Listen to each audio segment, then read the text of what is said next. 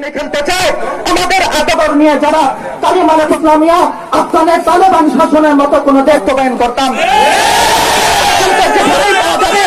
ও জাতির ধ্বংসের জন্য এটাই যথেষ্ট। তবে এটা রাসূলুল্লাহ সাল্লাল্লাহু আলাইহি ওয়াসাল্লাম ভবিষ্যৎবাণী করে গিয়েছেন। বেঁচে থাকা এদেশের 92 ভাগ মুসলমান ইমানি দায়িত্ব। আজ আমরা এই দায়িত্ব আমরা আমাদের নবীর ইজ্জতের হেফাজত যারা আছেন তারা দোয়ার মাধ্যমে আপনাদের এই পর্যায়ে আপনাদের সামনে করব। এই জন্য আমরা সুশৃঙ্খল ভাবে সবাই